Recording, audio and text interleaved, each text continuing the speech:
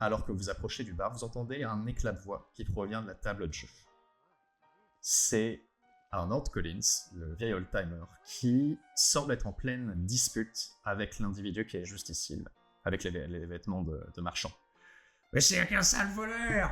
C'est qu'un sale voleur, je l'ai vu et il triche en plus! Écoutez-moi bien, là, vieil homme. Moi, j'ai rien à voir là-dedans, je suis qu'un honnête gens, ok?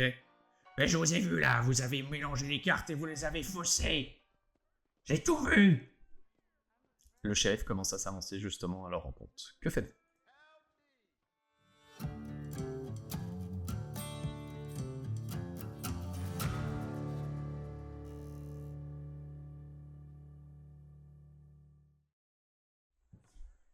On va prendre je- le temps de l'oreille, on va... Mais ça, Je toucher regarde un comment peu réagissent mes deux ce qui se compères. passe, hein, ouais. genre. Ah, moi, je fais C'est le rien de time, spécial, clairement. Je regarde de loin, mais voilà, sans plus. Alors, du calme, messieurs, du calme. On va reprendre dans l'ordre. Qu'est-ce que c'est que ces histoires? Bah, il se passe que cette espèce de sac de serpent a perdu la partie, et vu que c'est un mauvais perdant, il a voulu me faire les poches. Vrai ou pas vrai? Le dealer pourra confirmer. Le shérif regarde du coup le vieux et ensuite le dealer qui hoche la tête, genre comme pour approuver un peu le récit qui vient d'être fait.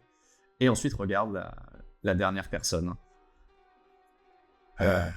Henri, qu'est-ce que c'est que ces histoires? Pourquoi vous avez volé le vieux Collins? Ça vous apporte quoi? Écoutez, shérif, soit vous m'arrêtez sur le champ, soit vous me laissez partir, mais ne faites pas semblant d'être un homme de loi que vous n'êtes plus.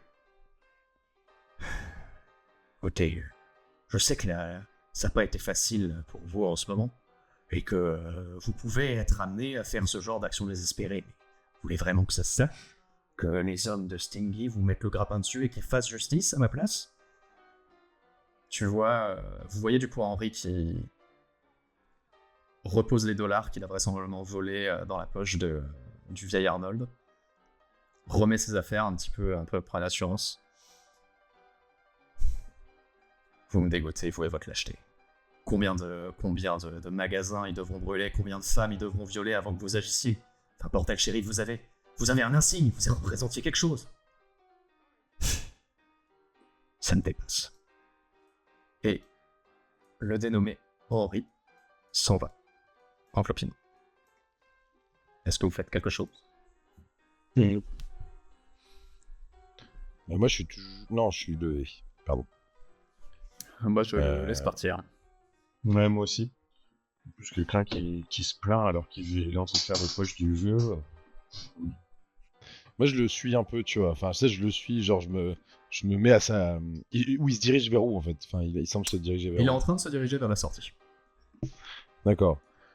Donc, tu sais, je me mets un peu à son pas à côté, je lui fais... je vous ai vu tout à l'heure en train de jouer, super partie. Walter Walcott, on se connaît pas encore, mais j'ai très envie de vous connaître. J'ai très Ouais. Tu vois qu'il te dévisage de la tête aux pieds. Écoutez, un conseil, Walcott. Si vous êtes comme moi et que vous êtes dans le commerce, foutez le camp d'ici. Y a pas un seul bras d'honnêteté dans cette foutue ville. Ça tombe très bien, parce que je cherche à m'implanter. Vous êtes dans quoi, vous? J'étais dans le commerce. C'est moi qui tenais l'épicerie générale ici. Enfin, quand je jouais, était plutôt serait le bon terme. Elle a été brûlée il y a quelques jours déjà maintenant. Ouais. Ce sont des sales histoires, ça. Vous avez peut-être oublié votre pipe dans le fond de la poubelle. Très drôle, monsieur Walcott. Non. Malheureusement plus simple que ça. Les hommes de Stingy ont voulu que je les paye pour leur protection. J'ai pas voulu. Et le lendemain, mon magasin était en flammes. Mais protection de quoi? Ça reste à déterminer, apparemment. Je dirais de même, mais apparemment, Greyville court un grave danger face aux attaques des Indiens et aux dangers environnants, et seuls les bons hommes du révérend Stingy nous protègent de ces menaces-là. Que voulez-vous? J'ai joué, j'ai perdu. D'accord, bah écoutez, je n'ai même pas fait quelques pas dans cette ville que je n'entends que ce nom à la bouche de tous les habitants. Stingy, où est-ce que je pourrais le retrouver, cet homme? Ça dépend, vous voulez une audience, mon gars? La voix émane de l'entrée. Vous voyez une troupe de 5 individus, menée par un homme extrêmement large avec un cou très épais, une tenue de cuir, vraisemblablement de vacher. Il a 2 colts passés à la ceinture, qu'il met bien en évidence. Si vous voulez lui parler, je peux vous arranger une audience, si ça vous dit. Mais on verra ça après. Je crois que j'ai entendu parler d'un vol. C'est vrai ça ou pas, Henri?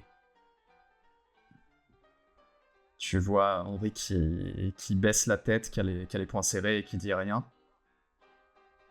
Le shérif vous fait signe à toi, Diego, et à toi, Jim, un peu de vous écarter. Qu'est-ce que vous faites? Moi, je vais me décaler et passer derrière la table de jeu, en fait. Ouais, moi, je me mets ça ici, là. Diego, Mais qu'est-ce que tu pas fais? trop loin, non. Je me mets là, en fait, je me décale un peu, mais je reste pas trop loin encore de là où ils sont. L'homme continue son avancée vers toi, Walter, et vers Henri.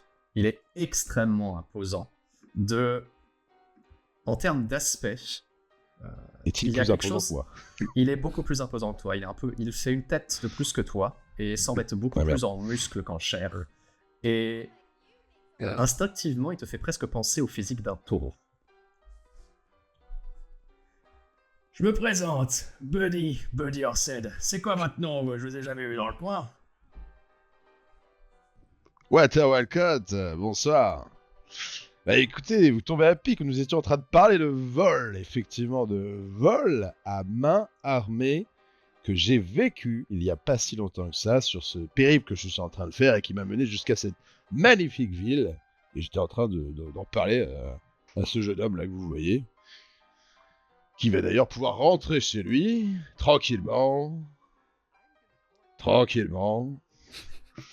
Ah ouais. Bah vous me raconterez ça une prochaine fois, mon cher Walter. J'ai une petite affaire à régler. Et il te pousse assez vigoureusement, mais très calmement, avec du plat de sa main au niveau de ton abdomen. Tu vois Henri qui regarde un peu hors de lui en train de paniquer et qui commence à prendre ses jambes à son cou, qui court à l'opposé en traçant. Et avant même que l'un d'entre vous n'ait pu réagir, vous entendez une détonation et l'odeur de la poudre. Un horrible cri de douleur et Henri au sol, un trou béant au niveau de la cuisse droite. La musique dans le saloon s'arrête immédiatement et tous les regards sont braqués vers vous et vers le colt fumant de ce cher Orsted. Il semblerait qu'il faille laisser les armes à l'entrée. Il n'y a pas de temps. Ce genre de règlement ne s'applique pas à nous, piétons. Est-ce que vous voulez ajouter quelque chose? Et il tend le canon de son arme juste au niveau de ta tête. Ouais, c'est bien ce qu'il me je lui semblait. dis, bah, Bon. écoutez... Non, mais Ah, vas-y, tu veux répliquer quelque chose? je me suis fait timer, putain. Je lui dis, bah, moi, je vous propose de boire un verre. Jamais pendant le service, si vous voyez ce que je veux dire, mon cher Walcott. Bon, maintenant que j'ai l'attention de tout le monde, vous connaissez la loi. Le vol ici est puni, on ne vole pas autrui, on ne poignarde pas autrui. Est-ce que quelqu'un a quelque chose à dire? Oui? Non? Shérif? Et le shérif qui baisse la tête et met un peu les mains en évidence comme s'il se rendait. J'aime mieux ça. Bon, j'ai l'impression qu'il y a eu un peu de relâchement dans la ville ces derniers temps et qu'il faut vous rappeler un peu les règles. Il s'avance en direction d'Henri et place son pied juste au niveau de là où il vient de tirer et appuie dessus très violemment. Du sang s'échappe davantage. Il reprend son pistolet. Bon, on va faire ça simple. Vous là, le garde à Boniface. Et il s'adresse au monsieur à la tête d'enfant qui vous a retiré les armes. Il y a bien une arme dans ce... Il y a bien une corde dans ce lit. Je pense que ça manquait de pendaison ces temps-ci. Alors tu as vite fait m'en ramener une, ok? Bon, je rappelle les règles. Pour les quelques nouveaux ou les quelques imbéciles là, qui viendraient des idées de grandeur. Tout crime sera puni séance tenante par les hommes de Stiggy, c'est-à-dire moi. Et la sanction sera évidemment également mesurée et prononcée par ma personne. On ne vole pas, on ne tue pas, et surtout, on ne parle qu'en bien de notre bien-aimé révérend. Henri se tord de douleur. Vous êtes qu'un misérable fils de pute. Vous finirez en enfer, vous comme vous et tous vos hommes.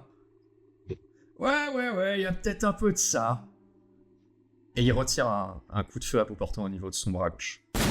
Vous entendez le cartilage exploser à cet impact. Est-ce que vous intervenez? Non, on n'est pas armé en fait, donc.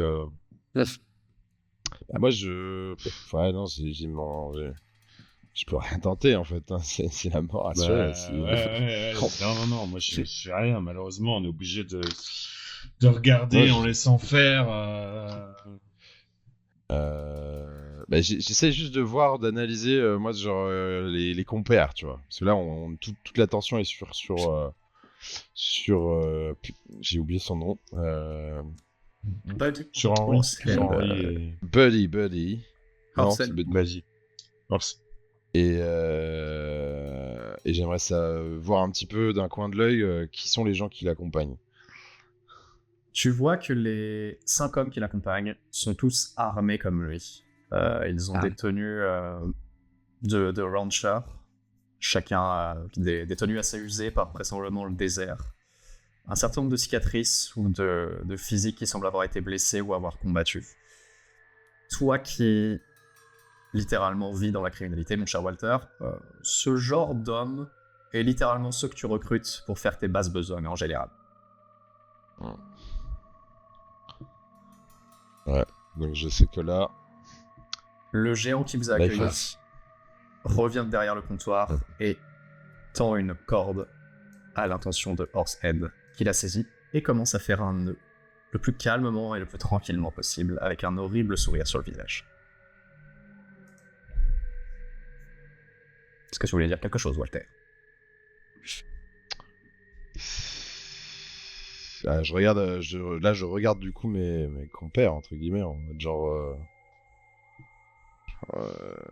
qu'est-ce qu'on fait, quoi? Parce que moi, je vois... Circonspect, j'ai toujours la pipe d'ailleurs, et je suis en mode bon bah... Je spectate. Diego, Jim, je vous demande un jet de perception, s'il vous plaît. Observation. Observation. Oui, observation. Donc, intellect. Perception des émotions. Non, c'est pas ça. Alors, intellect, ça fait 4d6. Allez, c'est parti. Ok, j'ai un 6. Ok. Jim, ça fait combien, toi? J'ai un 6, ouais. Ok, très bien. Horsehead continue de faire son nœud et le passe juste autour du cou. Henri est en trop mauvais état pour se débattre. Il se vide de son sang par sa cuisse et par son bras. Il est à peine conscient. Horsehead lance une corde, l'autre bout de la corde au-dessus de vous avec une poutre juste au-dessus de la salle de jeu et commence à tirer et à hisser le corps de ce pauvre Henri. Je fais, oh là mon bras, mais que faites-vous? Que faites-vous? Ne savez-vous pas que pendre à l'intérieur maudit du coup l'endroit et que plus jamais les gens ne voudront rentrer dans cet merveilleux établissement? Tu vois qu'il se retourne vers toi avec un horrible sourire. Et qui me dit que je suis pas maudit, vieux tendre? Une fois qu'on a goûté à ce genre de problème, vous savez, une malédiction de plus, une malédiction de moins, ça fait pas grande différence. Et il continue de tirer. Oui, mais je parle pour votre population, ceux que vous protégez, vous pourriez les mettre plutôt faire ça à l'extérieur. j'imagine que vous avez une magnifique potence qui ne demande qu'à être utilisée et qui permettrait d'en faire profiter à toute la population. Je trouve que le nombre de spectateurs ici est parfait. Nous sommes ici dans une bande de joueurs, de tricheurs et de menteurs. Tous ceux qui fréquentent ce genre de table de jeu fréquentent ce genre de tard. Je trouve ça plutôt à point, justement, une bonne pendaison dans cet endroit pour rappeler à tout le monde que le vol et la tricherie sont sanctionnés ici, et durement sanctionnés. Il tire d'un coup sec. Désormais, Henri est à environ 1 mètre du sol, ses pieds se balançant en l'air, le sang s'égouttant au-dessus de lui, et son cou serré, enserré, étranglé par la corde, et son visage commence à prendre une couleur rosâtre, bientôt violacée, alors qu'il est en train de s'étouffer. Bah, du coup, moi je dis, bon, bah, moi je tiens à rester intègre là-dedans et je vais sortir. Et je me dirige vers la sortie. Jim, Diego, vous voyez au fond, dans la bande qui semblait accompagner Horsehead, un individu plus jeune, peut-être une quinzaine d'années. Et vous comprenez qu'il ne fait pas partie de leur bande. Il n'a pas d'armes à proprement parler, pas d'armes à feu tout du moins. Il est plus jeune que les autres. Et il n'a pas l'air d'avoir la même aire patibulaire ou le même genre de blessure. Vous comprenez qu'il a l'air de s'être peut-être immiscé dans le groupe, peut-être à leur insu. Et ce dernier tape une violente course. Il va très rapidement en direction de Horsehead. Et vous voyez qu'il a un objet tranchant entre les mains. Est-ce que vous faites quelque chose? Alors, moi, je m'apprêtais à retourner proche de la caisse d'armes, mais par rapport à lui, non, je ne fais rien. Très bien. Non, voilà, Diego, c'est ça. tu vas Non, se faire. justement, en fait, ce que je fais, c'est que tu vois, je vois l'autre en fait qui est à ma gauche et je vais plutôt en fait plutôt me rapprocher et sur un malentendu peut-être, comment dire, dérape si je vois qu'en fait elle veut tirer ou quoi, déraper et mettre un petit coup d'épaule pour mettre hors balance. D'accord. Il passe juste à ta hauteur. Jim, tu le laisses donc passer, continuant ta progression vers la caisse d'armes, pour essayer peut-être de récupérer une arme à feu et peut-être de protéger ou agir. Diego, tu tentes donc de faire tomber ce jeune individu, si je comprends bien. Non, c'est au cas où, en fait, c'est l'autre, celui qui est là, je n'arrive pas à pinguer. Bizarrement. Celui-ci? Ouais, exactement, ouais, merci. D'accord. Pourquoi tu veux le faire tomber? Non, c'est en fait parce que l'autre, en fait, qui est en bleu, en fait, il se rue vers Horsehead, mais si les autres, en fait, le voient, eh ben, ils vont lui tirer dessus. C'est ce que je veux dire. Ouais. Très bien. Mais tu anticipes. Te positionnes donc j'anticipe, ouais. juste à côté de cet individu, cet homme de main qui a amené la corde, et te place derrière lui de façon à pouvoir le faire tomber si jamais la situation dégénère. Ouais, exactement. Walter, tu vois donc ce jeune homme qui passe juste à côté de toi, il n'a pas un regard, il te bouscule légèrement, un couteau entre les mains, qu'il Je peux pas réagir. plante de toutes ses forces. Tu peux réagir. Je peux pas faire quelque chose avant qu'il plante. Si, tu peux réagir. Il s'apprête à planter. Mais moi, je vais essayer de justement son couteau dans le temps. je vais essayer de le plaquer au sol. Fais-moi un jet d'attaque physique, s'il te plaît. Force et vigueur. En gros, Force et vigueur, c'est ta ça caractéristique ton attribut de vigueur, et auquel tu ajoutes également tes dés de compétences de force. Ça fait 4. Voilà. Est-ce que tu veux tenter le diable? Diable, Il attendait ça, il est content. Ça veut dire que je relance, mais je prends un point de stress. Mais tu prends un point de Ouais. stress, oui. Diablo! Tu tentes? Très bien. Tu peux donc relancer, Ouais, je tente. et tu vas me lancer aussi un D6 supplémentaire. Très chaud. Tu réussis donc ton action, Ouais. grâce à ce tenter le diable, mais tu as désormais un point de stress, mon cher Walter. Ok. Donc sur tous tes Ça prochains marche. jets, tu ajouteras donc un dé supplémentaire de stress. Et si jamais ce dé fait un 1, tu es donc dans une situation stressante pour toi qui va t'handicaper. Mais en l'occurrence, Tu vois donc cet individu courir droit vers Orsed, le couteau entre les mains, s'apprêtant justement à le planter entre les épaules de l'imposant homme de main. Et tu laisses glisser ta jambe, le faisant trébucher, et le jeune homme roule au sol et s'éclate, le couteau roulant un peu plus loin. Sous la table de je le jeu. fais de manière visible. Tu vois, c'est pas quelque chose de fourbe. D'accord. L'idée, c'est que les hommes de main ou même Orsed me voient le faire, tu vois. Orsed se retourne toujours la corde dans les mains, un peu surpris du tintamarre que tu viens de voir. Vous voyez Tico et Jim, les 5 autres hommes de main qui ont les mains sur la détente de leurs armes, prêts à dégainer justement. Et Orsed qui... Merci monsieur Walcott. Ouais. Qu'est-ce que nous avons Écoutez, je vais laisser la loi faire son travail. Moi, je continue à me diriger vers la porte. Il y a 2 hommes de main qui s'approchent et qui saisissent le jeune garçon des mains, le relevant légèrement et le maîtrisant. Tiens. Mais si c'est pas le fils d'Henri, ça. Le petit gamin qui vient essayer d'aider son papa.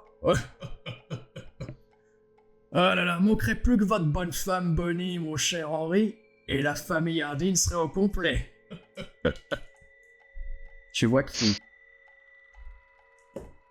retire un peu sur la corde pour se donner suffisamment de mou et coincer cette dernière juste au-dessous de son pied, tandis que Henri est en train de vivre ses derniers instants, terminant de s'étouffer par pendaison. Orsed met un genou à terre et prend par la main de manière assez vigoureuse le visage du fils de Henri. Regarde, gamin. Regarde ce qui se passe lorsqu'on franchit la loi et qu'on fait des choses qui sont interdites. Le gosse pleure, essaye de fermer les yeux, mais Orsed maintient sa poigne, le forçant à regarder son père qui est en train de mourir de pendaison.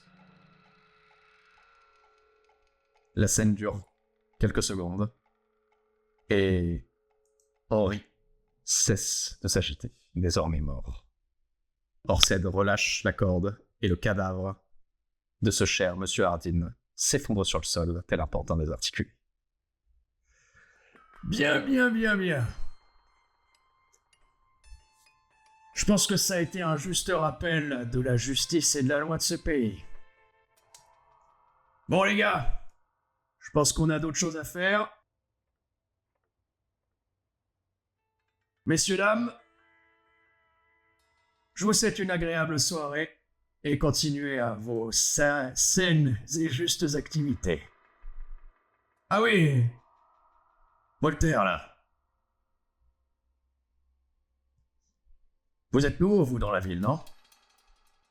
Oui, je viens d'arriver. Je cherche à faire parce que j'ai hérité d'une grande somme d'argent très récemment. Et en discutant un petit peu dans ce merveilleux saloon, j'ai cru comprendre que l'honorable monsieur Stingy dirigeait cette ville. Et je viens effectivement de m'en rendre compte via votre main de fer. Donc, je voulais avoir un peu plus d'informations sur les endroits sur lesquels je pouvais investir. Vous êtes intéressé pour faire affaire. Écoutez, avant de faire affaire avec Stingy, j'ai besoin de savoir si vous êtes quelqu'un de confiance, vous et vos camarades là. Le gringo et Alors, le rouquin. ce sont mes employés. C'est pareil, je vous considère comme une seule et même personne, tous les trois. Bon, je sais pas si je peux vous faire confiance, mais je peux vous laisser votre chance. Vous savez, nous venons de tuer un homme qui était marié. Il serait peut-être de bon ton d'annoncer à cette chaîne Madame Hardin qu'elle est veuve. Je vous laisse vous en occuper. Lui annoncer cette terrible nouvelle et les raisons de la mort de son mari. Et une fois que vous aurez fait ça, eh bien, on pourra se reparler si vous voulez. Où est-ce que je peux vous retrouver? Écoutez, je pense que demain soir à la même heure, je reviendrai avec mes hommes ici pour boire un petit coup. On pourra se retrouver à cette occasion-là. Et vous me raconterez quelle a été la réaction de cette chère Bonnie. Eh bien, soit. Mais je vous souhaite une agréable soirée. Très bien. Messieurs, Et il vous regarde Diego et Jim, Ouais. en baissant la tête, toujours un sourire assez satisfait entre lui, et il commence à sortir. Tous les deux, Jim et Diego, je vais vous demander un jet, s'il vous plaît, d'empathie, s'il vous plaît. Sure. Pas de compétences. Et raté. Raté. Très bien. Vous voyez donc le dénommé Orsed qui quitte l'endroit après cette scène de violence assez étrange. Personne ne semble avoir moufté autour de vous. Le shérif se contente de regarder ses pieds, presque en état de choc, regardant tour à tour le fils de Henry et le corps, justement, de cet individu. Le reste du salon est extrêmement silencieux, vous regardant également le visage marqué par l'incompréhension. Vous n'êtes pas tout à fait sûr de ce dans quel endroit et dans quoi vous avez pu mettre les pieds, mais la situation semble quelque peu pourrie ici à Greyville, de ce que vous pouvez en dire. Et vous ne pouvez vous empêcher d'avoir la désagréable sensation que il y a quelque chose de peut-être surnaturel ou démoniaque à l'œuvre, quelque chose au plus profond de vous. Vous ne savez pas exactement pourquoi, mais quelque chose dans le comportement de Orsed, dans la facilité qu'il a eu à faire usage autant de violence, et dans le fait que personne n'ait voulu essayer de s'interrompre, de l'interrompre justement et de le stopper, vous fait dire qu'il y a quelque chose peut-être de plus machiavélique à l'œuvre que peut-être les quelconques exactions de mauvaises âmes dans ce village.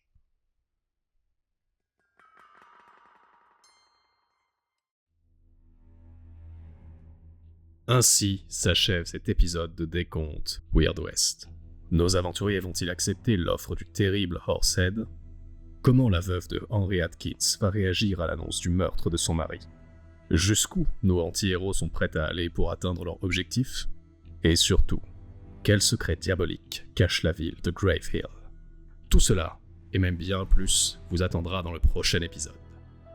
Pour ne pas manquer la suite, abonnez-vous. Faites-nous part de vos retours et de votre moment préféré dans les commentaires. Si vous aimez notre travail, likez et surtout partagez ce contenu, car c'est ça qui nous aide le plus. Sur ce, on se retrouve dans 2 semaines, pieds tendres.